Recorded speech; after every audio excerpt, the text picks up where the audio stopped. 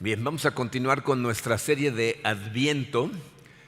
No sé si estuvieron todos aquí la semana pasada, pero por si no estuvieron, quiero recordarles de qué se trata la serie de Adviento.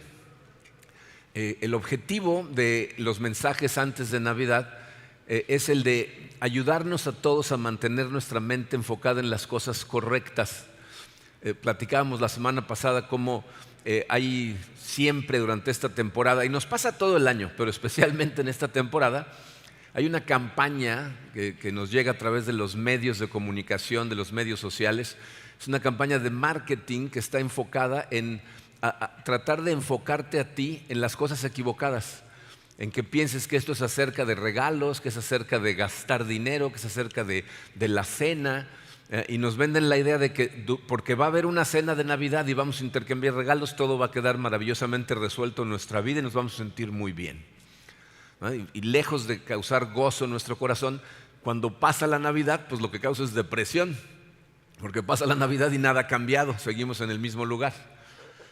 El día de hoy quiero aparte hacernos conscientes de que no nada más esa campaña de marketing puede distraernos de las cosas correctas. También hay momentos en donde las circunstancias que estamos viviendo gritan tan fuerte que ahogan todas las demás voces a nuestro alrededor. Hay una verdad que nosotros guardamos en nuestro corazón, que venimos aprendiendo a través del año acerca de lo que Dios es y lo que Dios hace. Y muchas veces esa voz ruega ser escuchada, pero en situaciones muy complejas, aún esa voz, esa verdad en nuestro corazón es ahogada por la realidad que estamos viviendo. Cuando esas cosas pasan, la gente empieza a pensar que Dios ya se olvidó de nosotros, que no le interesamos o que ya se enojó con nosotros, ¿no? Y yo sé que en este momento hay personas en esta sala que están pasando por esa situación, situaciones complicadas que nos hacen olvidarnos de Dios. Otros de nosotros, a lo mejor en este momento las cosas están yendo muy bien, y eso es un motivo para darle gracias a Dios cuando de repente tenemos un momento de paz, ¿no? ¿Les ha pasado que dices, nadie se mueva, ¿no? Como si estuvieras en la foto, ¿no? Todo está bien ahorita. Pero la realidad es que todos sabemos que la vida es a veces valles, a veces cimas, y es una cuestión de tiempo en que una tormenta llegue a nuestra vida. Y la pregunta es, ¿qué va a pasar cuando el volumen de las circunstancias se eleve? ¿No? ¿Qué va a pasar en tu corazón? ¿A quién vas a acudir? Lo que necesitamos en esos momentos, fíjense, no es nada menos que conocer con certeza el carácter de Dios. Porque cuando tú conoces el carácter de Dios, esa verdad, esa bondad, esa belleza que hay en nuestro Señor, eso puede ahogar el sonido de todas las circunstancias a tu alrededor. Entonces quiero invitarlos de corazón a conectarse profundamente con lo que estamos aprendiendo en esta serie. Pueden encontrar muchos devocionales en este momento que te llevan a cada uno de los días del Adviento para estar enfocando tu corazón en las cosas correctas. Entonces, permítele a Dios hablarte de forma clara durante esta temporada, tanto como nos está hablando a nosotros mientras preparamos estas cosas, ¿no? Dios está tratando de comunicarse con nosotros. Este año hemos estado prestando especial atención al carácter de Dios. La semana pasada hablamos de la gloria de Dios. ¿Qué sucede en el corazón de una persona cuando la gloria de Dios lo envuelve? O sea, cuando tenemos un encuentro genuino con Dios. Hoy vamos a hablar acerca de otro atributo de su carácter, que es la compasión. Vamos a ver cómo la compasión debería hacer ciertas cosas en nuestro corazón. Creo que uno de los retos más grandes que tenemos, especialmente durante la época navideña, es que vamos a leer pasajes que hemos leído muchas veces. Y entonces cuando lees esos pasajes y ya los has leído y empiezo a leerlos, sí, ya me los sé ese, ¿no? O sea, empiezan a aburrirte y en lugar de tocar tu corazón, los empiezas a ver como si fueran parte de los adornos de la temporada. Sí, es Navidad, pues tienen que hablar de esto, ¿no? Entonces ya no le permites a esa palabra entrar a tu corazón.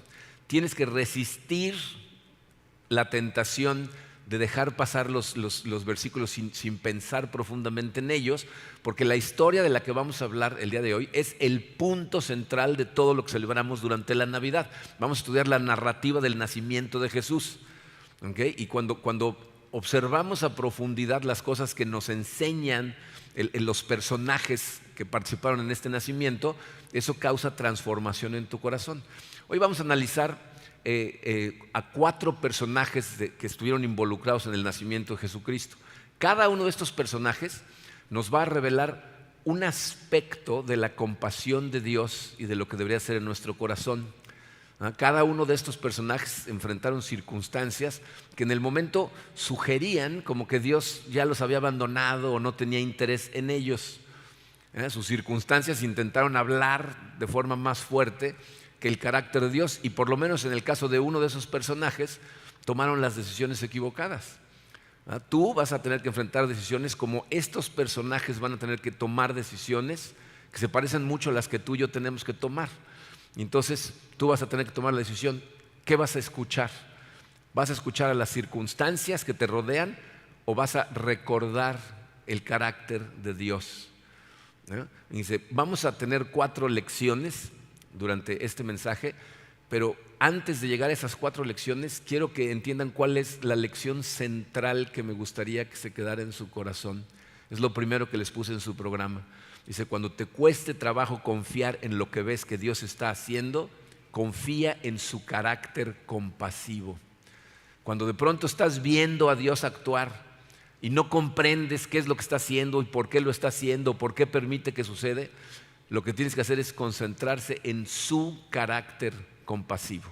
¿Okay? Entonces vamos a analizar estos 4 personajes. Miren, el primer personaje es un personaje que a lo mejor ni siquiera te suene como parte de la Navidad. Me refiero a el pueblo de Israel, ¿no? Como un todo. Miren, les he mencionado antes que una buena manera de estudiar el Antiguo Testamento, de entender el Antiguo Testamento, es ver al pueblo de Israel como si fuera una persona. O sea, lo que pasa en la vida de un creyente, de un cristiano a través de toda su vida. Eso es lo que pasa con el pueblo de Israel a través de todo el Antiguo Testamento. ¿Okay? Si lo piensas, ese personaje es el personaje central, receptor de las promesas que Dios hizo en Génesis, ¿no? Primero a toda la gente, luego a Abraham, etc. El receptor central es el pueblo de Israel, que después iba a ser para todo el mundo, pero a ellos se les dieron las promesas. ¿Okay? Entonces vamos a verlo como si fuera una persona. Vamos a poner a este pueblo de Israel en contexto para que entiendas en dónde está. ¿Okay? Si el pueblo de Israel empieza cuando Abraham es llamado por Dios para irse a la tierra prometida. Abraham obedece, después tiene a un hijo que se llama Isaac. Isaac tiene a Jacob, Jacob tiene a 12 hijos. ¿Ya? El número 11 se llama José, lo venden sus hermanos como esclavo, termina en Egipto, sube al poder y se lleva a toda su familia a Egipto. Toda la familia se queda ahí y pasan entre 350 y 400 años en donde el pueblo se multiplica increíblemente, llegan a ser más de 2 millones de personas y entonces los egipcios los esclavizan. Dios llama a Moisés para que vaya a liberar a su gente de Egipto y Moisés, primero refunfuñando, pero después va y obedece y saca al pueblo de Egipto y los lleva a la orilla de la tierra prometida, pero el pueblo se rebela, ¿no? Dice, no queremos entrar, no pensamos que va a funcionar, y entonces Dios los manda al desierto a darle 40 vueltas al desierto. Después de 40 años, toda esa generación de rebeldes muere, y nada más quedan 2 de los adultos junto con Moisés que se rehusaron, que ellos sí querían entrar, pero que el pueblo no se dejó, que eran Josué y Caleb. Entonces, dirigidos por Josué, Israel entra a la tierra prometida, conquista toda la tierra prometida. Josué divide toda la tierra entre las 12 tribus y se muere. Después viene una época muy oscura, que es la época de jueces, en donde cada quien hace lo que le da la gana. Si lees el libro de Jueces en la Biblia, te vas a sorprender de las barbaridades que el pueblo de Dios hace cuando cada quien hace lo que le da la gana, ¿no? Y después de Jueces viene la época de los reyes. El primer rey es el rey Saúl, es un muy mal rey, Dios lo quita y pone al rey David. David inicia lo que es la época de oro del pueblo de Israel. Israel se convierte en una superpotencia. Todos los países de alrededor les rinden pleitesía, les pagan impuestos, ¿no? Se hacen de mucho dinero. David le deja el reino a su hijo Salomón. Salomón empieza muy bien, pero termina muy mal. Se casa con un montón de mujeres que no son del pueblo de Israel y entonces empieza a perseguir a los dioses de todos los demás pueblos. Y entonces cuando él se muere, le deja el reino a su hijo y su hijo hace unas tonterías y entonces el reino se divide en dos. 10 tribus se quedan al norte, que se conocen como Israel. 2 tribus se quedan en el sur y esas se conocen como Judá. De ahí es de donde viene el nombre judío, ¿no? En Judá, ¿ok? Esos 2 reinos tienen reyes durante los siguientes siglos. La mayor parte de los reyes, especialmente en los países del norte, son terribles. Hay uno que otro rey que adoran a Dios y tratan de regresar al pueblo, pero en general lo que hacen son puras tonterías. Y entonces el juicio de Dios que había sido profetizado cae sobre ellos. Primero, en el año 721, más o menos, antes de Cristo, el país del norte, Israel, cae ante los asirios que destrozan el país. Y después, como 135 años después, en el año 586 antes de Cristo, Babilonia viene e invade Jerusalén por segunda vez, destruyen el templo y se llevan cautivos a medio mundo a Babilonia. ¿Okay? Todas esas cosas habían estado profetizadas, incluyendo la liberación del cautiverio. Ahí es en donde vemos la soberanía de Dios. Antes de que suceda, Dios dice, van a llevarse los cautivos a una tierra extraña y se van a quedar ahí por 70 años. Exactamente 70 años después, en el año 539 a.C., Dios permite que el imperio persa domine al babilonio y el rey de Persia permite a los judíos regresarse a Jerusalén. No nada más les permite regresar, les ayuda a reconstruir las paredes y después el templo. Entonces, piensen en todo lo que ya pasó Israel. Fueron divididos, destrozados, se fueron cautivos y por fin regresan. Uno se imaginaría que ya aprendieron su lección, ¿no?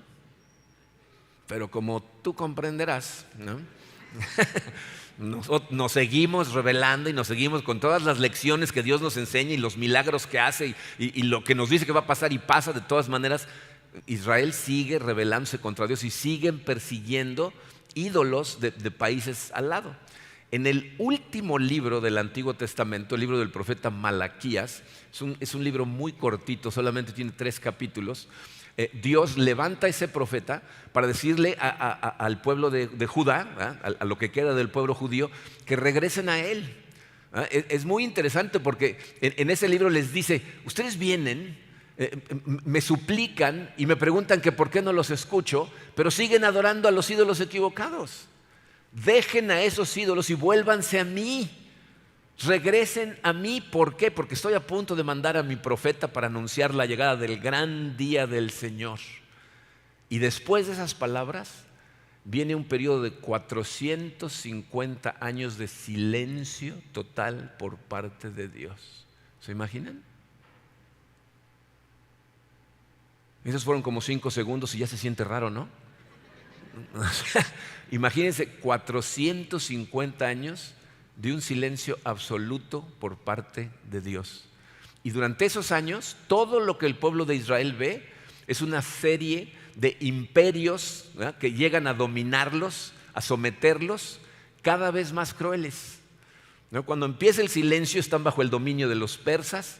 Después viene Alejandro el Grande, invade, o sea, Grecia, Macedonia, tiene control de toda la zona. Después viene Roma, ¿no?, el imperio más cruel posible, ¿no? Y entonces ellos todo lo que están viendo los tienen subyugados, todo el tiempo se la pasan en la lucha, ¿no? Y cada uno de esos imperios viene con presión para tratar de conformarlos a esa cultura pagana que ellos traen.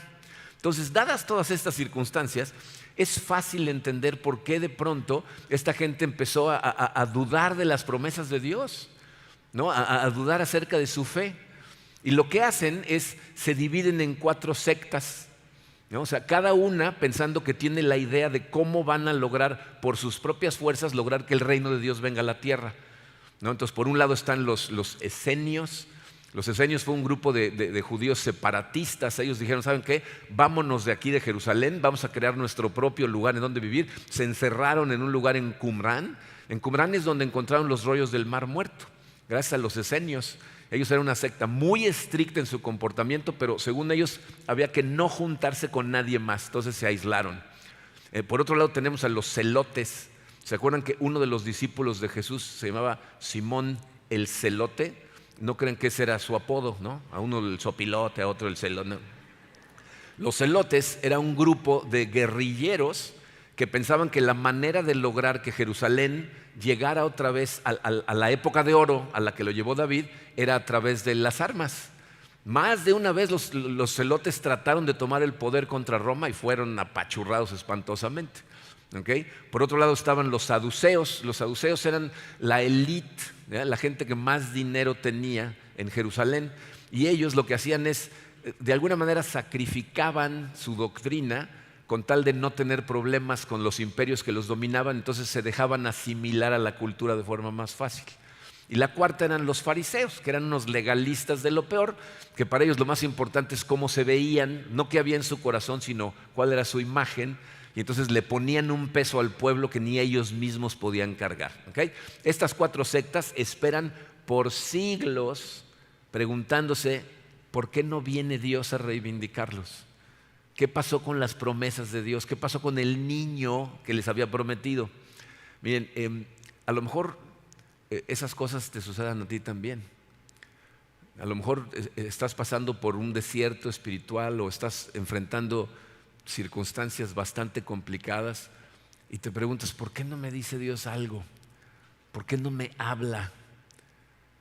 Y miren, nosotros tenemos una increíble ventaja en comparación al pueblo de Israel del Antiguo Testamento, porque antes de Cristo, de la única forma en que Dios le hablaba al pueblo era a través de un profeta.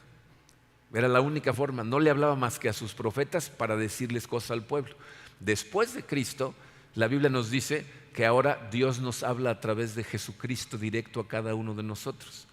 Pero esta gente pues no escucha, ya no había profetas, entonces el silencio los estaba volviendo locos. El problema que ellos tuvieron es que aunque Dios estaba en silencio y estuvo en silencio 450 años, ya había hablado. Ya les había hablado a través de los profetas y les había hablado para el futuro. Les había dicho lo que iba a suceder. Ya les había hablado de que gracias a su carácter Él iba a hacer en el mundo, pero se les había olvidado. Sus circunstancias eran tan complejas que se les olvidó el carácter de Dios. Entonces, quiero leerles del capítulo 9 del libro del profeta Isaías, cosas que Dios le dijo al pueblo de Israel 700 años antes de Cristo, incluso antes del cautiverio. Fíjense lo que les dice. Isaías 9, versículos 2 al 7, dice: el pueblo que andaba en la oscuridad ha visto una gran luz. Sobre los que vivían en densas tinieblas, la luz ha resplandecido. Ciertamente tú has quebrado el yugo que los oprimía, el bastón de mando que los subyugaba. Todas las botas guerreras que resonaron en la batalla serán arrojadas al fuego, serán consumidas por las llamas, porque nos ha nacido un niño, se nos ha concedido un hijo. La soberanía reposará sobre sus hombros y se le darán estos nombres: Consejero admirable, Dios fuerte, Padre eterno, Príncipe de paz. Se extenderán su soberanía y su paz y no tendrán fin. Gobernará sobre el trono de David y sobre su reino, para establecerlo y sostenerlo con justicia y rectitud desde ahora y para siempre. Esto lo llevará a cabo el celo del Señor Todopoderoso. Estas personas deberían de haber recordado lo que dijimos al principio. Cuando no entiendes lo que Dios está haciendo, acuérdate de confiar en su carácter, porque su carácter estaba plasmado en estas palabras. Fíjense, con este pasaje podemos ver cuál es el primer aspecto de la compasión de Dios. Dice el número 1 en tu programa: la compasión de Dios siempre lo mueve a la acción. Dios siempre está actuando. Dios no se queda parado viendo lo que está sucediendo. Siempre toma acción, aunque no lo veas actuar. Muchas veces, cantamos una canción que dice: aunque no pueda verlo, está sobrando. Y lo cantamos y nos emocionamos, pero la pregunta es si lo creemos, que aunque no lo ves, Dios está haciendo algo, porque su compasión es más que simpatía. O sea, no le caes bien nada más. Es más que empatía. No nomás dice: ay, qué mala onda. No, toma acción, hace cosas. Fíjense lo que este pasaje nos dice. En el versículo 2 está hablando, fíjate, le está avisando al pueblo que va a llegar un momento de densa oscuridad. Dice: sobre los que vivían en densas tinieblas. Esas palabras, densas tinieblas, ¿se acuerdan en el Salmo 23 en donde dice: aun si voy por valles de sombra de muerte? Son las mismas palabras. O sea, lo que está diciendo es, el pueblo de Israel va a atravesar por valles de sombra de muerte, en donde van a ver la muerte cara a cara. ¿Okay? Pero ¿qué dice al respecto? Dice, sí, vivían en densas tinieblas, pero ahora la luz ha resplandecido. O sea, les va a llegar una luz que va a eliminar totalmente toda la sombra de muerte. En el versículo 4 dice, van a ser liberados de la opresión. Dice, ha quebrado el yugo que los oprimía. O sea, Él se va a deshacer de todos esos imperios que los estaban oprimiendo. En el versículo 5 dice, las botas guerreras van a ser quemadas. O sea, se va a acabar la guerra. ¿Por qué va a pasar todo eso? Porque les ha nacido un niño. Y ese niño va a ser el gobernante perfecto. Vean los nombres que le da. Consejero admirable. O sea, Él es el que nos va a guiar con sus consejos. Dios fuerte, el que viene es Dios, Padre eterno. No nada más es Dios, se va a comportar como un Padre para nosotros y es el príncipe de paz. Va a llenar nuestro corazón con su paz. Porque Dios guardó silencio por ese tiempo. El pueblo de Israel se enfocó en sus circunstancias y ya no podían escuchar la compasión de Dios. Entonces tú no puedes permitir que esto te suceda, que tus circunstancias te engañen y suenen más fuertes que el carácter de Dios. La Navidad, lo que celebramos en esta época, es la prueba de que Dios cumple sus promesas. Esa es la prueba de su carácter. El nacimiento de Jesús marca el final de la sombra de muerte, de la oscura, de la densa oscuridad. ¿Okay? Entonces Dios actuó por compasión, tomó acción. Ahora vamos a ver otro personaje. Vamos a ver a la Virgen María. Dice, María aparece en el Evangelio de Lucas. Por lo que podemos ver ahí, fíjense, María era una adolescente común y corriente, ¿verdad? Y estaba comprometida para casarse con un hombre llamado José.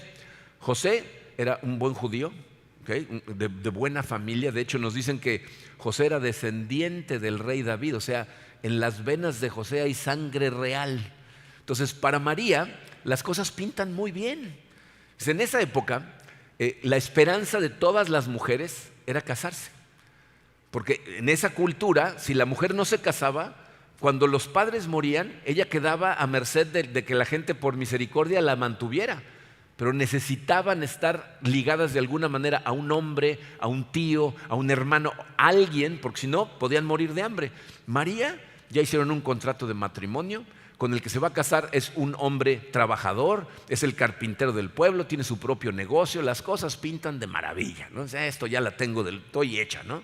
Y de pronto, Dios le manda un ángel y le interrumpe totalmente sus planes de vida con la ligera noticia de que va a ser la madre del Hijo de Dios, ¿no? O sea, cuando el ángel le dice, María está confundida, porque dice, pero si yo no conozco a ningún varón, ¿cómo es que voy a tener un bebé? Y entonces el ángel le dice estas palabras, Lucas capítulo 1, versículo 35, el Espíritu Santo vendrá sobre ti y el poder del Altísimo te cubrirá con su sombra. Así que al santo niño que van a nacer lo llamarán Hijo de Dios. Y miren, aquí es importante entender que esto era una señal. ¿Okay? Dios está haciendo un nacimiento milagroso para apuntar a la naturaleza milagrosa del que está a punto de nacer. El Hijo unigénito de Dios está a punto de entrar al mundo. Pero ahora piensen esto bien. Las cosas que el ángel le dijo a María son tan importantes como las que no le dijo. ¿Se fijaron que no le dijo, y no te preocupes, yo le aviso a José? No le dijo eso, ¿no? No le dijo, tus papás van a agarrar la onda, así que tranquila, ¿no? O todo el pueblo te va a ayudar, vas a ver, todos se van a unir y van a cantar Kumbaya y entre todos. No le dice nada de esto. ¿Se imaginan las conversaciones que le esperan a María? O sea, tienes que leer estas cosas con imaginación. Imagínate con su mamá. ¿Qué crees, mamá? ¿No? Y la mamá, ¿que el Espíritu hizo qué? ¿No? O sea, fíjense, las posibilidades para María es que su familia esté furiosa, que José rompa el compromiso y la mande a volar en ese instante, va a ser expuesta a vergüenza pública, si no es que peor, porque en esa época el adulterio, la pena era de muerte, ¿no? Entonces las posibilidades eran terribles, pero el ángel le dice, para Dios no hay nada imposible, y le da otra señal, le dice, es más, tu pariente Elizabeth también está embarazada. Y eso a María le llena de gozo. ¿Por qué? Porque para empezar es una señal, porque ella sabe que Elizabeth no está vieja, está muy vieja, ¿ok? No ha podido tener bebés toda su vida. En esa época no tener bebés era como la maldición gitana.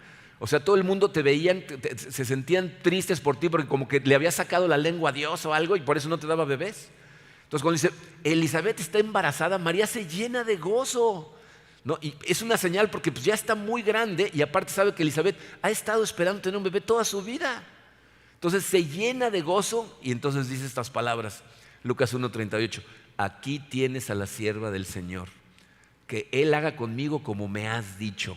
O sea, su fe en Dios es tan fuerte que aunque la situación pinta muy mal, María se convierte en el ejemplo de fe para todos los cristianos, la muestra de confianza en el Señor. Y entonces sale corriendo a ver a Elizabeth, se va llena de gozo. Cuando la ve, Elizabeth le dice, ¿cómo es que la madre de mi Señor me viene a visitar? ¿No? María ya no se puede contener y empieza a cantar una canción que hemos estudiado muchas veces, el Magnificat, pero quiero que vean en especial estas dos líneas de la canción de María. Lucas 1, versículos 54 y 55 dice, acudió en ayuda de su siervo Israel. ¿Se dan cuenta cómo ahí María se refiere a Israel como si fuera una persona? Dice, acudió en ayuda de su siervo Israel y cumpliendo su promesa a nuestros padres, mostró su misericordia a Abraham y a su descendencia para siempre. O sea, María reconoce lo que Dios está haciendo con el nacimiento de Jesús. Está cumpliendo sus promesas para salvar a su descendencia por misericordia. Y eso nos muestra el segundo aspecto de la compasión de Dios. El número 2 dice, la compasión de Dios es impulsada por su misericordia. O sea, su compasión lo mueve a la acción, pero la motivación detrás de todo es la misericordia de Dios. Si leen la canción completa, se van a dar cuenta que en pocas palabras lo que está diciendo es, Dios viene a salvar a los humildes de corazón por misericordia. Miren, la verdad para mí es impactante ver la fe de María. O sea, cómo Dios viene y le cambia todos sus planes de una manera en que le va a afectar en todas las áreas de su vida. O sea, nada más piénsalo. Para empezar, físicamente, o sea, María, que debe tener entre 14 y 16 años, está embarazada, va a cargar un bebé durante 9 meses, va a tener un nacimiento normal y va a tener un chamaco desde esa edad y para siempre. O sea, físicamente todo cambia. Relacionalmente no tiene idea de qué va a pasar con José. Cuando dijo, venga, lo que Dios diga, que eso venga, no sabe qué va a pasar con José, no sabe socialmente cómo la van a recibir en su pueblo. Pero ella muestra que su ancla en medio del caos es Dios. Confía en Dios, Dios le da una señal, ella lo cree y dice, adelante. Y entonces, fíjense, esto nos empuja a preguntarnos, en los momentos de caos en tu vida, ¿cuál es tu ancla? O sea, ¿a dónde acudes? Cuando de repente necesitas ser consolado, te sientes inseguro y necesitas seguridad, ¿a dónde sales corriendo? Porque al final del día ese es tu Dios, eso es en lo que confías. Y muchas veces, si somos honestos, nos vamos a dar cuenta que nuestro Dios somos nosotros, a quien acudimos. Aquí, miren, este es difícil porque nos afecta a todos y en los momentos de presión la verdad siempre sale a flote porque lo hace sin pensar. Hace 2 semanas tuvimos una emergencia a medianoche con uno de nuestros hijos que nos habla desesperado por una situación y mi primera pregunta fue, ¿qué hago? No sé qué hacer. ¿Qué hago? O sea, ¿qué estoy diciendo? Yo tengo que resolver esto. Está en mis hombros, ¿no? Y me toma determinado tiempo decir, Señor, ¿qué hago? Guíame. ¿No te pasa a ti también? Porque tenemos que aprender a acudir a Él primero. Cuando parece que todo sale mal, puedes ver la compasión de Dios en su carácter. Puedes sentir su presencia, porque miren, por amor Dios hay veces que nos lleva por caminos que nosotros no tomaríamos, pero lo hace para proveernos de cosas que en ese momento no podemos ver. Entonces tú no puedes ver lo que Dios está haciendo. Entonces a donde tienes que concentrarte es en lo que ya conoces, que es su carácter. Es decir, no sé qué está haciendo, pero seguro lo que está haciendo es por mi bien.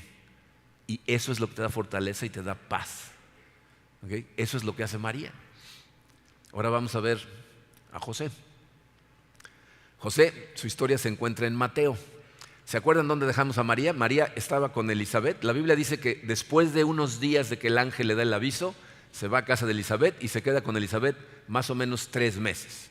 Pero después se regresa a Nazaret. Entonces, ¿se imaginan ese regreso? ¿Dónde andabas, María? ¿Y esa panza? ¿No? Ya tiene como 4 meses. ¿Qué pasó? ¿Qué hiciste con José? ¿Todavía no se casan? ¿O no fue con José? O sea, ¿se imaginan el pueblo? Es un pueblo chiquito, y pueblo chiquito, ya saben, ¿no? O sea, complicación grande. Y miren, la realidad es que cuando leemos estas cosas en nuestros días, una persona, una mujer que no está casada, está embarazada y a nadie ya le sorprende, ¿no? No levantamos ni una ceja. Pero en esa época, María hubiera aparecido en la primera plana del Novedades de Nazaret, ¿no? María, ¿no? Embarazada, ¿de quién será? ¿No? Si hubiera CNN, la andarían persiguiendo con la cámara todo el día para preguntarle. Sin embargo, fíjense, Mateo nos dice que José era un hombre justo, ¿no? O sea, fíjense, José, hay 2 cosas que tiene claras. María está embarazada y él no fue. O sea, él sí lo sabe a ciencia cierta. Yo no fui, ¿no? O sea, yo no fui. La ley lo protege. La ley está con José. José perfectamente puede divorciarse de María, y a lo mejor a mucha gente le sorprende el término porque están comprometidos, pero los compromisos de matrimonio en la época de Cristo eran tan fuertes como el matrimonio. De hecho, si querías romper tu compromiso, tenías que ir a pedir un acta de divorcio. O sea, no era nada más decir, no, ya no, cambia de opinión, regrésame mi anillo. O sea, no, tenías que divorciarte, ¿ok? Y si lo piensas todavía más, ¿no es lo que debería de hacer José? O sea, ¿no debería de proteger el linaje de su familia, este hombre que es de sangre real y de repente la novia le sale con que está embarazada? La Biblia nos muestra que aparte de ser un hombre justo, José es un hombre bueno, porque sí está considerando divorciarse de María, pero lo está pensando hacer discretamente. O sea, no lo va a hacer público, no la va a hacer pasar por una vergüenza pública, simplemente en secreto. Le va a decir, ahí muere, ahí nos vemos, y que la gente piense lo que quiera, pero no les voy a decir nada. Pero entonces, ¿qué pasa? Mateo 1, versículos 20 al 23 dice, pero cuando él estaba considerando hacerlo, divorciarse, se le apareció en sueños un ángel del Señor y le dijo, José, hijo de David, no temas recibir a María por esposa, porque ella ha concebido por obra del Espíritu Santo. Dará a luz un hijo y le pondrás por nombre Jesús, porque él salvará a su pueblo de sus pecados. Todo esto sucedió para que se cumpliera lo que el Señor había dicho por medio del profeta: la virgen concebirá y dará a luz un hijo y lo llamarán Emmanuel, que significa Dios con nosotros. Entonces el ángel le da una explicación a José y le dice, María no te fue infiel. Esa historia que te contó del ángel esa es verdad. Y entonces le recuerda la profecía, y esta parte es muy importante porque le está diciendo, la promesa de Dios a tus antepasados se está cumpliendo a través de esto, ¿no? Y le dice, le vas a poner por nombre Jesús. Jesús es un juego de palabras porque en hebreo Jesús es Yeshua, que significa salvación. Entonces le dice, le vas a poner salvación porque Él va a salvar a su pueblo de sus pecados. Pero luego Mateo nos recuerda lo que dice el ángel, el profeta, ¿no? Dice, y le van a poner Emmanuel, que significa Dios con nosotros. Bien, estas cosas son muy importantes porque en la tradición judía el nombre de las personas era muy importante, especialmente el nombre del primogénito. El padre de familia siempre ponía el nombre, pero en esta ocasión Dios no le da esa opción a José. Le dice, le vas a poner Jesús porque el chamaco es mío. El padre es Dios y el que lo nombra es Dios. Y José obedientemente, cuando le recuerda lo que dijo Isaías 7, la virgen concebirá, como que dice, claro, Dios está cumpliendo su promesa de una manera totalmente inusual e inesperada. Pero cuando despertó, la Biblia nos dice que hizo exactamente lo que el ángel le había dicho y recibió a María por esposa. Y también dice que no tuvo relaciones sexuales con ella hasta que nació Jesús, porque el ángel le dijo, la virgen concebirá. Entonces, con todo y lo difícil que esta situación debe haber sido para José, frustrante, dolorosa, todas esas cosas fueron mitigadas por Dios, porque lo que le está explicando es: Dios está a punto de entrar al mundo a través de este bebé y te estoy dando la responsabilidad a ti, pero Dios va a entrar al mundo en este momento. Y esto nos muestra el tercer aspecto de la compasión de Dios. La compasión de Dios lo hace entrar en nuestro dolor. O sea, Dios le está diciendo: voy a ir yo. Ese bebé es Dios. ¿Pude haber mandado a alguien a que los rescatara? Sí, pero esta salvación requiere de mucho sufrimiento, de mucho dolor, así es de que voy a ir en persona. No sé si alguna vez se han puesto a estudiar lo que significa la palabra compasión. Compasión es una palabra formada por dos vocablos en latín. Pasio significa sufrimiento y com, el prefijo com, significa junto. Significa sufrir con alguien, junto con alguien, sentir su pasión.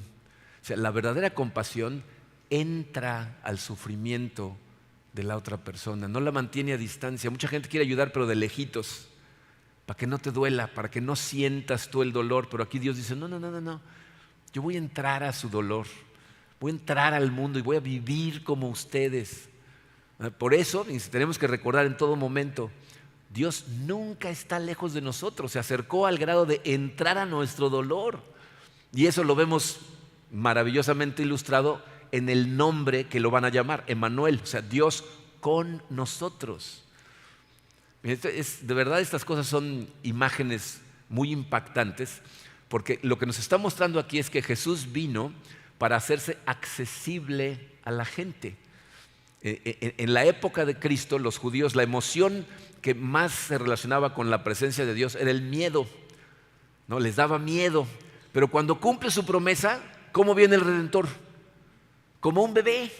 Y los bebés causan lo opuesto a miedo, hacen que la gente se quiera acercar, ¿no? Cuando llegan las mamás con los bebés recién nacidos, todo el mundo lo quiere tocar al bebé, ¿no? Las mamás tienen que estar: aléjense, ¿no? Porque todo el mundo lo quiere tocar. Y así mandó Dios al Salvador. Ese es el milagro de la Navidad. Dios se hizo accesible a nosotros, vino a involucrarse, entró al sufrimiento. Y aunque las circunstancias de José lo han de haber confundido y herido profundamente, cuando vio a Dios intervenir personalmente, eso lo llena de paz, le ayuda a obedecer y le da confianza en Dios porque está cumpliendo sus promesas. Por último, vamos a ver a Jesús. En Lucas, sabemos que José y María viajan a Belén para cumplir con el censo, ¿se acuerdan? Se da la orden en todo el Imperio Romano de un censo y todas las personas, todos los hombres, jefes de familia, tienen que regresar a su pueblo natal. José nació en Belén, la ciudad de David, y entonces se regresa. Lucas 2, versículos 6 y 7 dice: mientras estaban allí, llegó el momento para que naciera el bebé. María dio a luz a su primer hijo, un varón, lo envolvió en tiras de tela y lo acostó en un pesebre porque no había alojamiento disponible para ellos. No tengo idea de dónde salió la historia que se canta en las posadas, de andar de casa en casa pidiendo posada, ¿no? En la Biblia eso no aparece, ¿ok? No hay un posadero que los rechaza todo el tiempo, ¿no? No andan rogando y la gente rebotándolos, no se menciona. De hecho, hay traducciones que dicen que no había lugar en la posada. Aquí les puse una traducción que dice: no había alojamiento disponible para ellos, porque la traducción más correcta de esa palabra alojamiento es cuarto de arriba, cuarto superior. Cuando en Marcos 14 Jesucristo manda a sus discípulos a buscar un cuarto para celebrar la Pascua, llegan ellos y dicen: ¿en dónde está el cuarto superior en donde vamos a celebrar la Pascua? Es la misma palabra que utiliza aquí. Y sí hay palabras para decir posada, que no la utilizó aquí Lucas. En la parábola del buen samaritano, ¿se acuerdan que el buen samaritano deja al herido en una posada? Esa sí es posada. Ahí usa una palabra que es posada, pero no está usando esta aquí, ¿no? En Belén, que era un pueblo muy pequeñito, si ustedes se meten a Google y ponen ahí imágenes de casas de la época de Cristo en Belén, van a ver cómo eran las casas típicas. Los arqueólogos las han encontrado. En la parte de abajo normalmente lo que tenía era un establo. Ahí estaban los animales, ahí tenían un pesebre y en la parte y generalmente la cocina también arriba estaba el cuarto de la familia y la gente que tenía dinero tenía otro cuarto que era el cuarto superior o el cuarto de visitas. Lo que está pasando ahí es que José seguramente llegó a casa de un familiar, él era de Belén, pero llegaron todas las personas que eran de Belén a registrarse al censo. Entonces para cuando llegaron estaba llena la casa, ¿no? Entonces no había lugar en la casa, pero en pocas palabras lo que nos está transmitiendo aquí es que el nacimiento de Jesús fue muy, muy humilde. Tiene que nacer entre animales, ¿verdad? Lo enrollan en tela, seguramente limpiaron el pesebre antes, la gente se imagina como que ahí en medio de la mugre, yo creo que deben de haber limpiado el pesebre, no era anormal que se utilizara la parte de abajo para visitas. Pero entra al mundo como un pequeño bebé que es 100% humano. Es 100% Dios, pero también 100% humano. Entonces piensa en lo que eso significa. El Dios del universo se humilló para convertirse en uno de nosotros, lo cual nos muestra el cuarto aspecto de su compasión. La compasión de Dios lo lleva a hacerse vulnerable por nosotros. C.S. Lewis escribió un artículo que se llama Los Cuatro Amores y dice en ese artículo que amar, realmente amar a alguien, significa, por definición, hacerte vulnerable. Piénsalo. O sea, cuando tú realmente amas a una persona, tu corazón se vuelve vulnerable porque lo abres. Se lo abres a esa persona y entonces eres totalmente vulnerable. Y eso es exactamente lo que Dios hizo. Se hizo vulnerable por nosotros. El rey omnipotente del universo se hizo un bebé indefenso, dependiente de su medio ambiente. Llegó 450 años de silencio, fueron interrumpidos por el llanto de un bebé. Dios volvió a hablar por primera vez en el llanto de Jesús como bebé. La palabra se hizo hombre, termina el silencio de Dios y entonces Jesús empieza una nueva era, el inicio del gran día del Señor. Este es el regalo de Navidad, es el regalo que nos mandó a ti y a mí el Dios Todopoderoso, convertido en un bebé indefenso. Es el ejemplo máximo de bajar tus defensas y hacerte totalmente vulnerable por amor para salvarnos. ¿Qué hacemos con todo esto? Bien, si Jesús es realmente Dios, el Dios hecho hombre que vino a hacer lo que la Biblia nos dice que vino a hacer, tenemos que preguntarnos cosas y ser totalmente honestos con nosotros mismos. No sirve de nada que me digas a mí o que le cuentes a los demás, sino lo que tú sabes en tu corazón. Si Jesús es Dios, debería ser tu primera prioridad. No puede ser la segunda o la tercera. Debería ser lo más importante para ti, debería ser tener una relación profunda, genuina y diaria con Él, que sea lo que te da fortaleza y te ayuda en las buenas y en las malas. ¿Es Jesús realmente tu primera prioridad? ¿Es Él a quien acudes?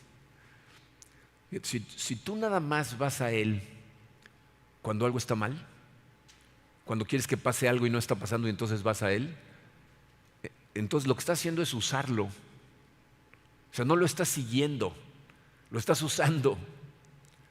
Y tienes que dejar de usarlo, tienes que seguirlo y tienes que verdaderamente confiar al 100% en Él, porque está actuando, aunque no lo veas. Pero pregúntate, ¿realmente esta es mi primera prioridad?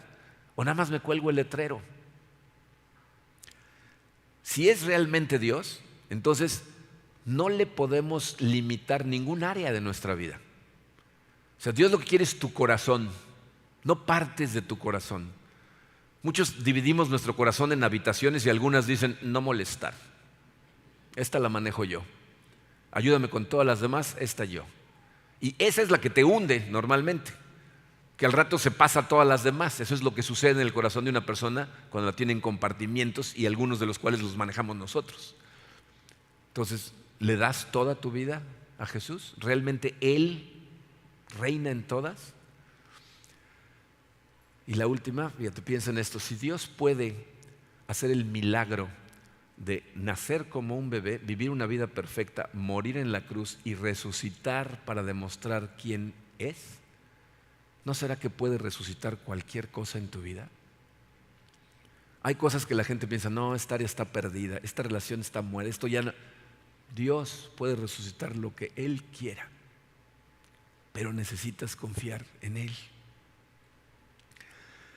Para los escépticos que probablemente me estén escuchando en este momento, a lo mejor estás pensando, ¿cómo pueden creer en esas cosas? O sea, ¿en serio me estás diciendo que el Dios del universo nació como bebé de una niña virgen, pobre, en un pueblo bicicletero, y luego lo crucificamos nosotros, pero murió por nosotros para salvarnos a nosotros? ¿Puedes creer eso? Piensa en esto. Si alguien estuviera tratando de engañar al mundo, haciéndonos pensar que Jesús era Cristo, ¿hubiera escrito esa historia?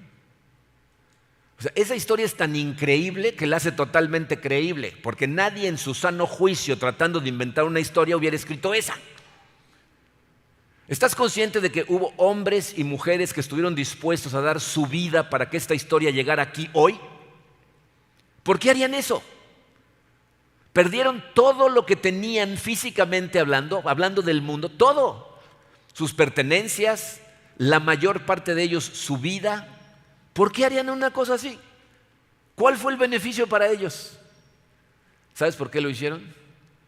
Porque fueron testigos, porque lo vieron vivir, lo vieron morir y lo vieron resucitar y lo vieron regresar al cielo. Y entendieron que lo más valioso que existe en el universo no son las cosas físicas de este mundo, sino lo que nos espera allá. Y entonces estuvieron dispuestos a perderlo todo aquí, incluyendo su vida, con tal de ganar lo que hay allá. Y se aseguraron de que te llegara a ti para que tú pudieras hacer lo mismo. Tenemos un Dios increíble, compasivo, que siempre está actuando. Cuando nos ve en necesidad, ahí está, a una oración de distancia. Un Dios que no le da miedo meterse al dolor contigo, que se hizo totalmente vulnerable para salvarte a ti personalmente. Ese es el Dios que tenemos y por eso le damos gloria a Dios y lo seguimos todos los días del año, no nada más en Navidad, todos los días del año. Vamos a orar. Padre, Señor, muchos tenemos que arrepentirnos de tantas cosas, de permitir que nos distraiga el mundo alrededor. Las circunstancias a veces son tan escandalosas, Padre, que se nos olvida quién eres, a qué viniste. Te damos gracias, Padre, por tu palabra, te damos gracias por este adviento que estamos estudiando, que nos recuerda claramente, Señor, que tú estás con nosotros, que estás aquí presente y que estás actuando. Sé, Señor, que muchos de nosotros estamos enfrentando circunstancias muy complicadas. Te pido, Señor, que no permitas que le dejemos nosotros a esas circunstancias tomar control de nuestra vida, de nuestra mente, de nuestro corazón. Te pido que nos ayudes en nuestras oraciones, en nuestro estudio de la palabra, para encontrar tu presencia, para escucharte hablarnos. Pero aun cuando a veces pasemos por desiertos en donde no escuchemos tu palabra, ayúdanos, Padre, a recordar tu carácter. Tú cumples tus promesas, nos lo has demostrado incontables veces. Ayúdanos a recordarlo en los momentos complicados, Padre. Saber que tú sufres con nosotros y estás con nosotros y que al final del día lo más importante no es lo que está pasando aquí, sino lo que vamos a disfrutar allá. Ayúdanos a mantener nuestra mente puesta en ti, Señor. Te lo pedimos en el poderoso nombre de tu Hijo Jesucristo.